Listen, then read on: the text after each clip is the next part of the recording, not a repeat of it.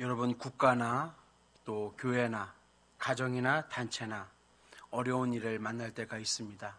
그럴 때 그때 그 어려움을 이기게 하는 몇몇의 헌신된 사람들을 우리는 보게 됩니다. 그 사람들의 헌신과 그 사람들의 희생 때문에 그 어려운 것들을 다 이겨내는 경우 우리는 너무나 많이 경험하면서 살아갑니다. 감리교 역사 신학자 중에 이덕주 교수님이 쓴 한국교회 처음 여성들이라는 책이 있습니다. 우리나라에 기독교가 들어왔을 때 이 복음으로 말미암아 참으로 해방의 은혜를 받아 누린 사람들이 많이 있는데요. 그 중에 대표적인 사람들이 여성들이었습니다. 이름도 없고 인격적으로 대우를 받지 못하며 살았던 이 여성들, 기독교 복음으로 말미암아 자유함을 누리고 또 하나님의 은혜를 많이 누리게 되었던 사람들이었습니다. 이 여성들 중에 한국인 최초로 여성 의학 박사가 배출되게 되는데요. 그 여성의 이름이 박에스더입니다. 이 박에스더의 본래 이름은 김전동입니다. 그런데 어떻게 박씨가 되었는가? 이 김전동이 10살에 선교사 아펜젤러의 손에 이끌려서 이화학당에 들어가 공부를 배우게 됩니다. 그리고 이화학당을 졸업한 후에 보구여관에서 근무를 하게 되는데요. 당시 한국 최초 여성 전문 병원이 보구여관이었습니다. 이때 닥터 로제타 셔우드의 통역 겸 보조로 이 병원에서 일하게 되는데요.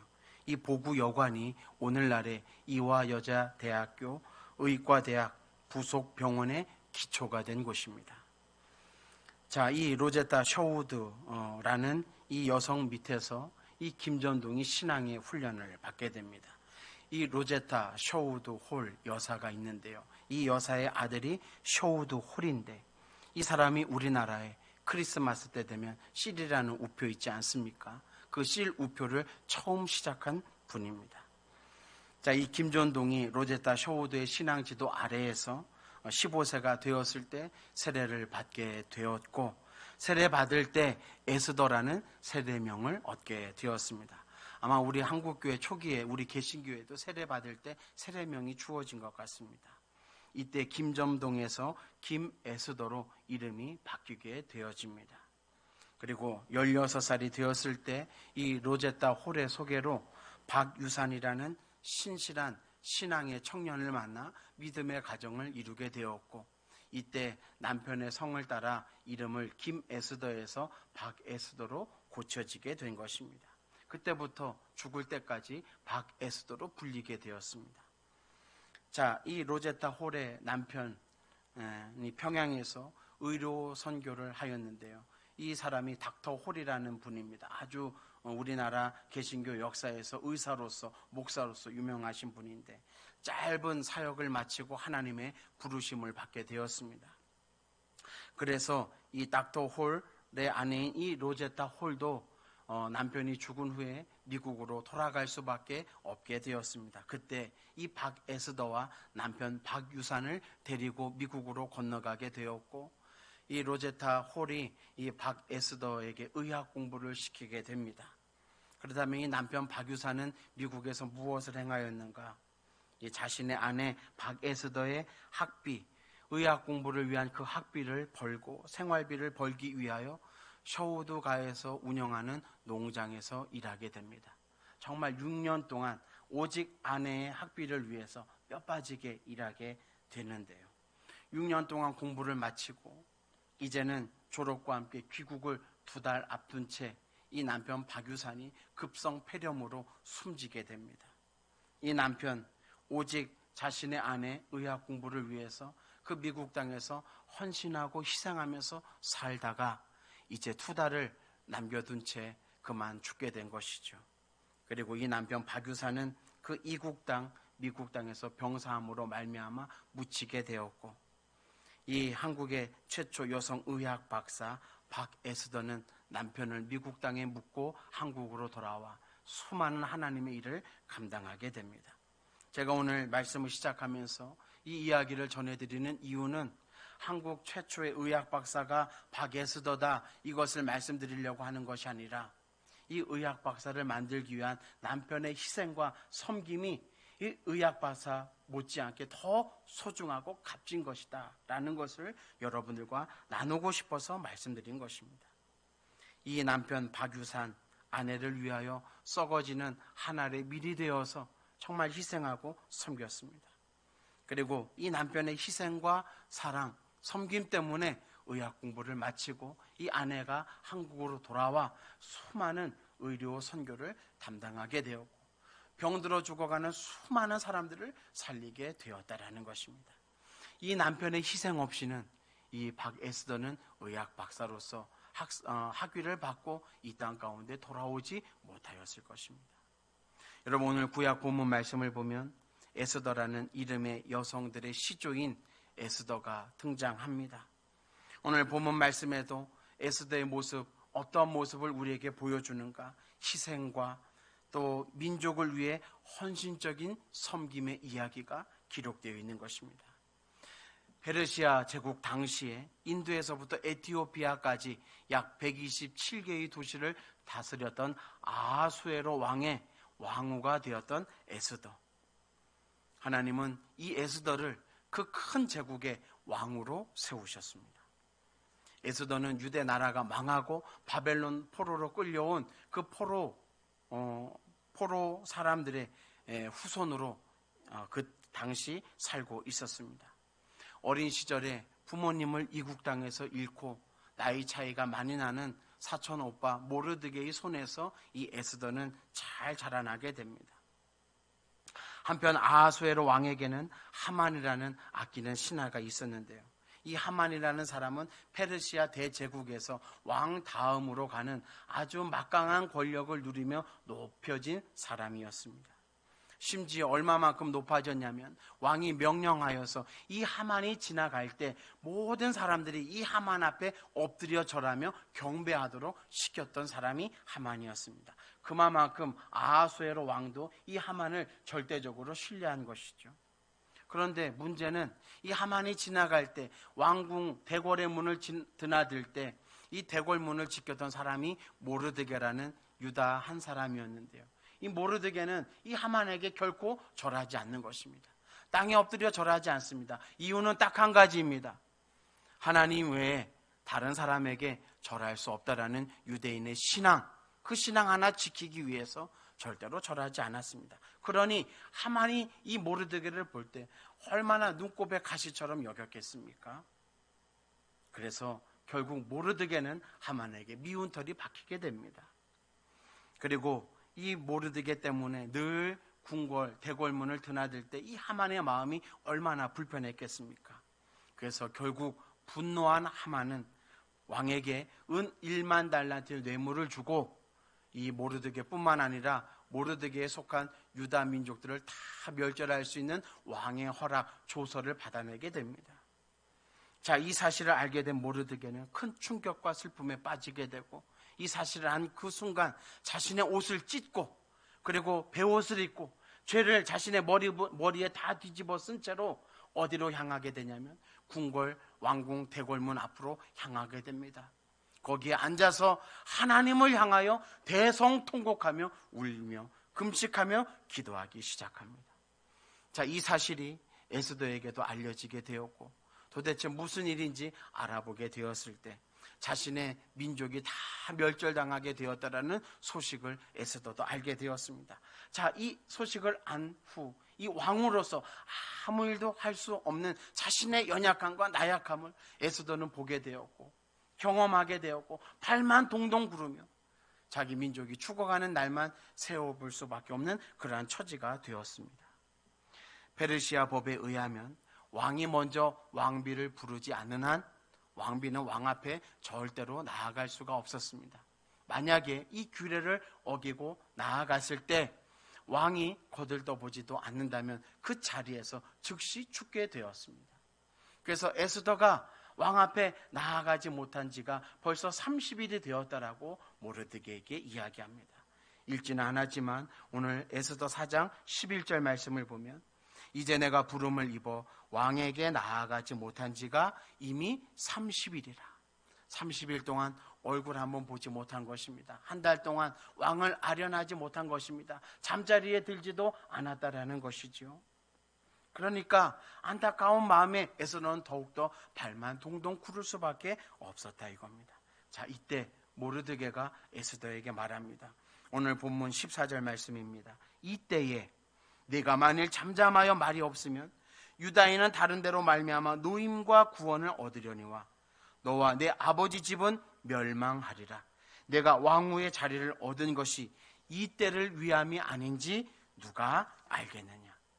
자, 모르드게는 자신의 민족이 다 죽게 되었을 때 에스더에게 이 때를 생각하게 하였습니다. 이 때가 어떤 때냐? 지금 우리에게 닥쳐진 이 때가 어떤 때인가? 한번 하나님 앞에 잠잠히 생각해 봐라. 이때에 네가 만일 잠잠하여 말이 없으면 하나님께서 다른 방법으로 다른 사람을 통하여 분명히 유대 백성들을 구원해낼 것이다. 모르드게가 독촉하고 있는 것입니다. 그리고 모르드게는 에스더에게 한 가지 신앙을 전하게 되는데요. 그 한 가지 신앙이 하나님에 관한 신앙이었습니다. 하나님이 어떤 분이시냐? 하나님은 반드시 우리 유대 민족을 구원하실 것이다. 선택하고 택한 백성이기 때문에 하나님은 이 어려운 가운데 반드시 우리 민족을 구원해내실 것이다. 그분이 우리가 믿는 하나님이다. 네가 믿고 내가 믿는 하나님이다. 그것을 지금 가르쳐 주는 것입니다. 그런데 그 하나님께서 구원하실 때인데 하나님은 너를 통하여 구원하기를 원하신다. 모르드게가 왕후 에스더에게 하는 말입니다. 네가 만약에 이 하나님의 뜻을 모르고 유다 백성들을 구원해내지 못한다면 하나님은 다른 사람, 다른 방법을 통하여 반드시 구원해낼 것이다. 그 후에 너와 내 아버지 집은 하나님께서 멸망시키실 것이다. 멸망당할 것이다. 이것을 지금 모르드게가 말하고 있는 것입니다. 하나님께 대한 신앙, 그 신앙 앞에서 에스더가 어떤 결단을 하고 어떤 행동을 해야 하는지 모르드게는 말한 것입니다. 여러분, 이것이 무슨 뜻이겠습니까? 지금 이때가 어떤 때인가? 하나님께서 다른 사람이 아니라 에스더 너를 통하여 유다 백성들을 구원하게 하시겠다는 때다. 이것을 말씀한 것이죠. 그러니 하나님께서 너를 통하여 역사하도록 하라. 하나님께서 너를 통하여 이 민족을 구원하도록 하라. 이것이 오늘 모르드게가 에스더에게 권면한 내용입니다. 여러분, 에스더가 이 모르드게 말을 듣고 어떤 결단을 합니까? 16절 말씀을 보면 당신은 가서 수산에 있는 유다인을 다 모으고 나를 위하여 금식하되 밤낮 3일을 먹지도 말고 마시지도 마소서. 나도 나의 시녀와 더불어 이렇게 금식한 후에 규례를 어기고 왕에게 나아가리니 죽으면 죽으리이다. 죽으면 죽으리이다. 하나님, 제가 죽겠습니다. 이 민족을 살릴 수 있다면 내 한 생명 다 바치겠습니다. 나를 죽여서라도 이 민족을 살려주십시오. 그러한 결단이 에스더에게 있었다 이겁니다. 죽으면 죽으리이다. 이것이 오늘 에스더의 신앙이요 결심이었습니다. 나라와 민족을 살리고 하나님의 구원의 뜻을 이루겠다. 이것이 에스더의 신앙이요 에스더의 결심이었습니다. 여러분, 매일의 고단한 삶 속에서 또 우리가 살아가는 일상 속에서 우리의 영혼을 위축시키고 우리의 신앙을 갉아먹는 이 때를 살아가는 이 시점에서 또 코로나로 인해서 아직도 불안감 가운데 살아가는 이 때에 우리가 일상의 삶을 살아가면서 하나님을 매 순간 기억하고 그분의 뜻을 알고 그분의 뜻을 이루면서 살아간다는 것, 어쩌면 우리에게 쉬운 일은 아닐 것입니다. 여러분, 우리의 믿음의 결단이, 하나님을 향한 신앙이 얼마나 보잘것없고 얼마나 연약한지 우리는 너무나 잘 알고 우리 자신을 경험하면서 지금 살아가고 있지 않습니까? 그러나 오늘 우리도 생각해야 합니다. 이때, 지금 우리가 살아가고 있는 이 시점, 이 현재의 이때가 어떤 때인지 우리가 생각해 보아야 하지 않겠습니까? 코로나 팬데믹 이후에 한국 교회는 더욱더 싸늘해졌습니다. 싸늘해졌다는 것이 무엇이냐면 한국 교회의 신앙이 한국교회 성도들의 신앙이 다 식어졌다라는 것입니다. 그리고 더 나아가 한국교회가 영적으로 무기력화되었고 영적으로 많이 죽었습니다. 이것이 지금 이때라 이겁니다. 이것이 지금 우리의 현실이라 이겁니다. 현재 한국의 기독교인이 15% 된다고 합니다. 저는 더 적다라고 생각합니다. 코로나 이후에 한국 성도들의 신앙이 다 떨어졌습니다. 성도들의 신앙이 죽은 것입니다. 목회 데이터 연구소 지용근 대표에 의하면 코로나19 이후 성도들의 신앙 약화 현상 심각이라는 제목으로 조사를 해보았습니다. 성도들의 신앙이 얼마나 많이 약화되었는지 데이터를 통해서 분석했습니다. 이 분석에 따르면 20년, 21년, 22년 코로나 시간이 길어질수록 성도들 본인들이 생각할 때 신앙이 약화되었다라고 이 설문에 응했다라는 것입니다. 다른 사람들이 객관적으로 곁에서 보고 평가한 것이 아니라 한국교회 성도들이 스스로 신앙이 많이 약화되었다라고 자기 자신의 신앙을 평가한 내용입니다. 여러분, 우리의 신앙이 약해지면 앞으로 교회 안에 우리 신앙의 삶 안에 어떤 현상들이 일어나겠습니까? 신앙이 약해지면 교회 예배 출석률 떨어지게 되어 있습니다. 신앙이 약해지면 헌금도 떨어집니다. 신앙이 약해지면 교회 안에 헌신자, 봉사자들이 많이 줄어듭니다. 신앙이 약해지면, 교회 힘이 약해지면 새 신자도 줄어지더라. 이것이 분석 결과입니다.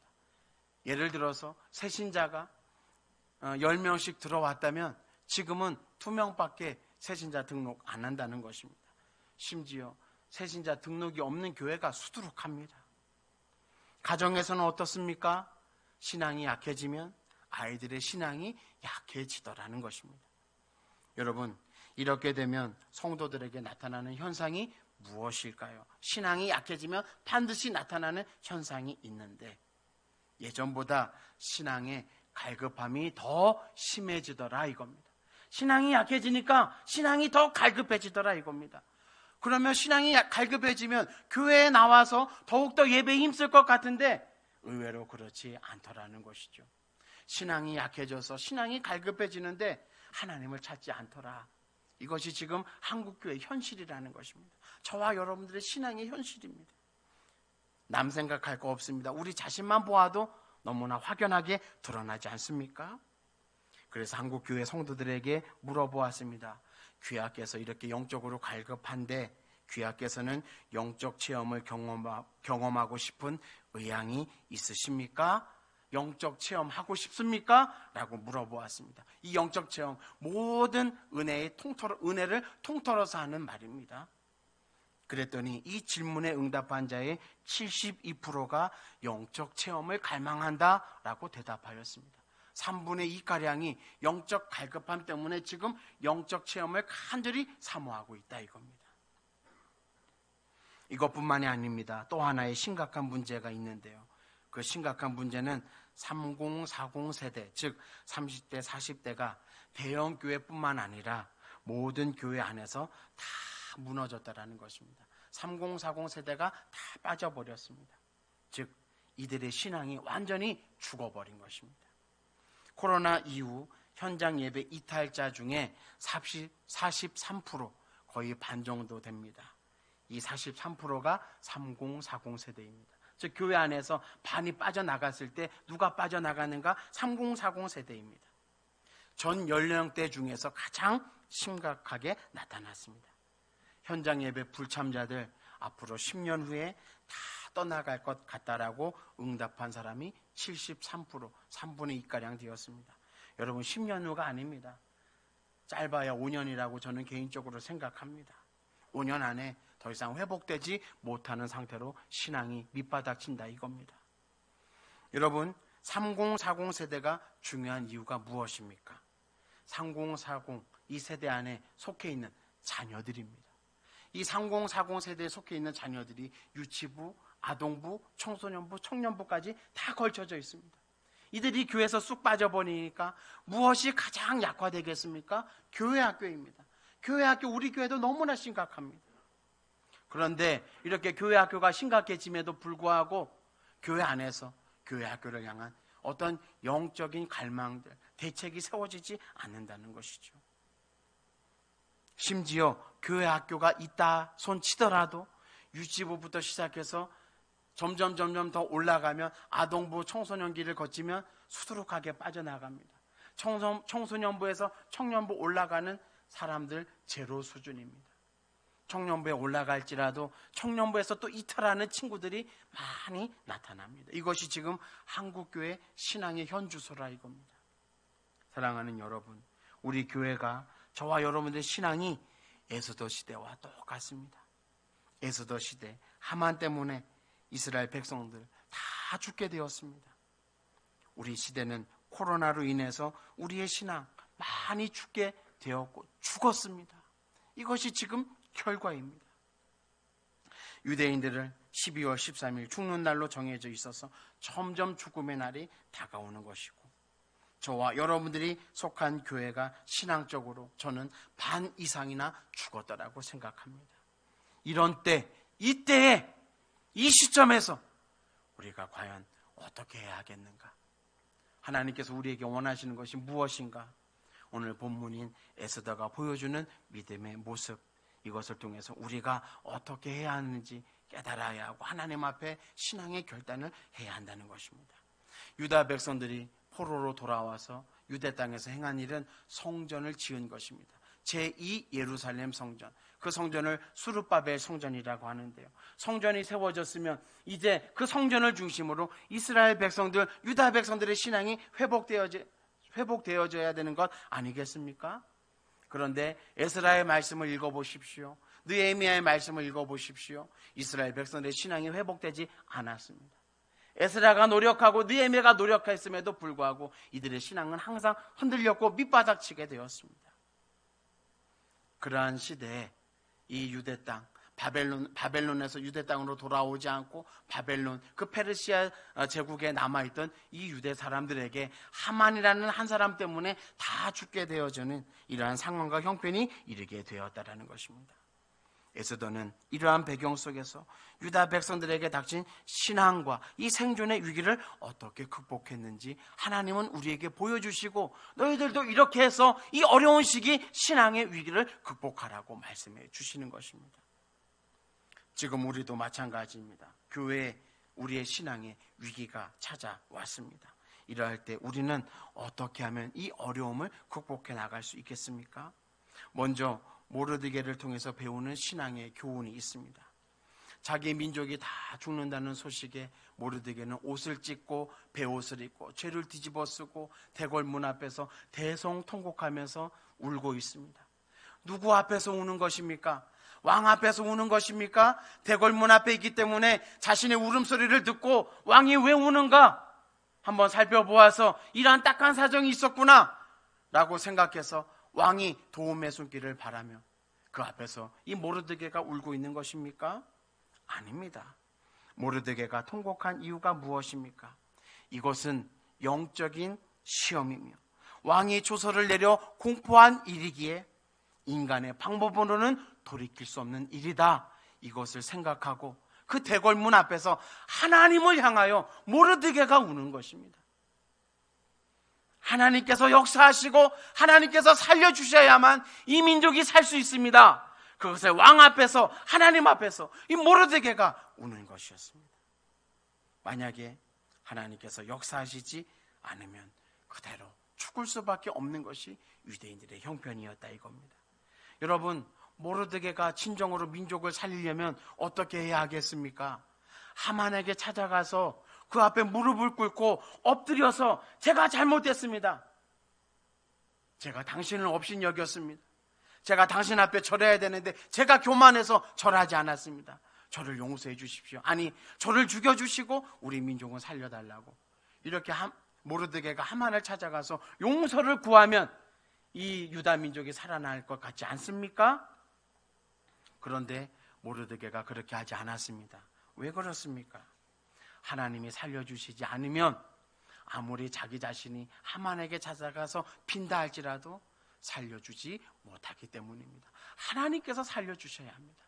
그래서 모르드게가 하나님 앞에 지금 금식하며 울며 기도하는 것입니다. 모르드게뿐만이 아니었습니다. 수산성에 살고 있는 모든 유다인들이 함께 그 앞에 나와 하나님 앞에 같이 울었습니다. 살려달라고 같이 금식하면서 울었습니다.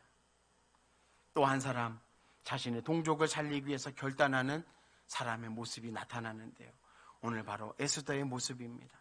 에스더가 이렇게 말합니다. 이렇게 금식한 후에 규례를 어기고 왕에게 나아가리니 죽으면 죽으리이다. 규례를 어기겠다. 나 하나 살자고 여기에 있지 않겠다. 왕 앞에 나아가겠다. 죽으면 죽으리이다. 에스더가 누구를 위해서 죽겠다라는 말씀입니까? 하나님께서 택하신 민족을 위해서 죽겠다. 하나님을 위해서 죽겠다. 이렇게 결단하고 나아간 것입니다. 에스더가 이렇게 결단한 이유가 무엇이라고 생각하십니까? 하나님께서 자신을 왕으로 세우신 것이 이 때를 위함이었음을 그때서야 깨달았기 때문입니다. 3일간 금식하면서 하나님께서 왜 자신을 왕으로 세워주셨는가? 왜 내가 이 왕궁에 있는가? 내가 왜 이 옷을 입고 있는가? 그것을 철저하게 깨달았다 이겁니다. 그래서 내가 이 민족을 위해서, 하나님을 위해서 죽으면 죽겠다라고 각오하고 하나님 앞에, 하나님 내 생명 거두시고 하나님께서 택하신 이 민족을 살려주십시오. 그 신앙의 결단 가지고 나아간 것입니다. 여러분, 에스더의 말씀을 읽어보면 에스더가 왕후가 되기 위하여 왕궁으로 나아갈 때 독특한 말씀 한 구절이 기록되어 있습니다.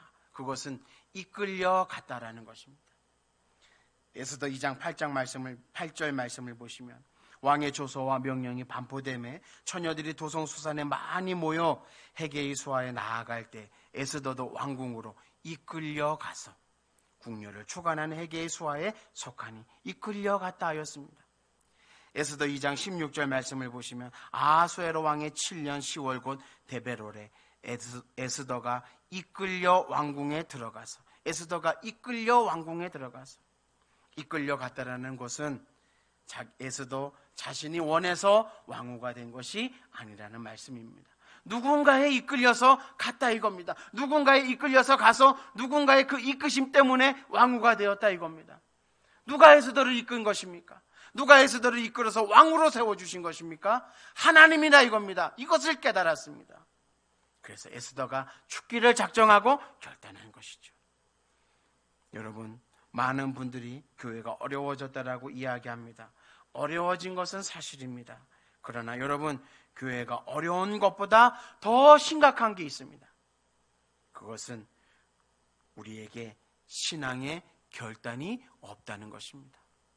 오늘 저와 여러분들에게 교회를 위해서, 나라와 민족을 위해서, 하나님을 위해서 에스더와 같은 신앙의 결단이 없다라는 것이 교회가 어려운 것보다 더 심각한 문제라 이겁니다. 모르드게처럼 교회를 위해서 기도하는 그 기도의 사람이 없습니다. 에스더처럼 하나님을 위해서 죽겠다라고 믿음으로 결단하는 사람이 없다라는 것이 우리의 가장 심각한 문제입니다. 여러분, 하나님께서 다 죽어가는 이 유다 백성들 어떻게 살리셨습니까? 모르드게와 그 에스더의 결단, 그것을 받으시고 하나님이 역사해 주셔서 살리셨습니다. 에스더 자신의 생명을 걸고 죽으면 죽겠다, 그 신앙의 결단 하나님이 받으시고 유다 백성들을 살려주셨습니다. 교회를 살리고 가정을 살리기를 원한다면 오늘 우리 모두는 다 모르드게와 에스더와 같은 신앙의 결단을 해야 합니다. 우리가 우리의 죄를 회개하고 금식하며 하나님께 교회를 살려달라고 기도하면 하나님이 저와 여러분들의 신앙의 결단을 받으시고 우리 교회를 회복시키고 살리시는 것이고 이 나라와 이 민족을 살리시는 것입니다. 사람의 방법, 사람의 생각이 아닌 전적으로 하나님께 맡겨드리는 그 기도를 통하여 하나님은 우리 교회에 역사하시는 하나님이시고 하나님은 우리 교회를 그러한 믿음의 결단을 통하여 붙드시고 함께 하시는 것입니다. 제가 송구영신 예배에 야복강의 야곱을 나누었습니다. 야곱처럼 결단해야 합니다. 지금 이때에, 다른 때가 아닙니다. 지금입니다. 앞으로 해야지 아닙니다. 여러분, 지금 이때에. 야복강에서 야곱이 다 버려진 것처럼 우리의 생각을 버리고 우리의 우리 인간의 사상, 이 모든 것들을 다 버리고 우리 인간의 방법 다 버리고 하나님 앞에 나아갈 때 살게 되는 것입니다. 오늘 사도 바울도 고백합니다. 로마서 14장 8절에 우리가 살아도 주를 위하여 살고 죽어도 주를 위하여 죽나니 그러므로 사나 죽으나 우리가 주의 것이다. 우리가 주의 것입니다. 예수님께서도 요한복음 12장 오늘 24절 말씀에서 내가 진실로 진실로 너희에게 이르노니 한 알의 밀이 이 땅에 떨어져 죽지 아니하면 한 알 그대로 있고 죽으면 많은 열매를 맺느니라. 바울도 스스로 자신을 예수님 앞에서 죽였습니다. 예수님께서도 스스로 한 알의 밀이 되어서 하나님 앞에서 자신을 죽였습니다. 오늘 에스더도 민족을 위해서 하나님 앞에서 죽었습니다. 우리가 오늘 본받아야 하는 성숙한 신앙의 모습은 바로 여기에 있습니다. 스스로 하나님을 위해 결단을 내리는 것, 이것이 에스더의 죽음이요 바울의 죽음이요 예수님의 죽음이었습니다. 에스더가 죽자 민족이 살아났습니다. 바울이 죽자 복음이 더욱더 왕성하게 전해졌고 교회가 세워지게 되었습니다. 예수님이 죽자 죄로 인하여 죽을 수밖에 없는 인간에게 영생의 은혜가 내려지게 되었습니다. 야곱도 야복강에서 죽자 자기 자신이 살게 되었고 처자식이 살게 되었고 심지어 형 에서까지 살게 되는 놀라운 은혜의 역사가 일어나지 않습니까? 사랑하는 여러분, 구약의 이스라엘 백성들의 역사를 가만히 한번 살펴보십시오. 이들에게 끊임없이 어려움이 있었습니다.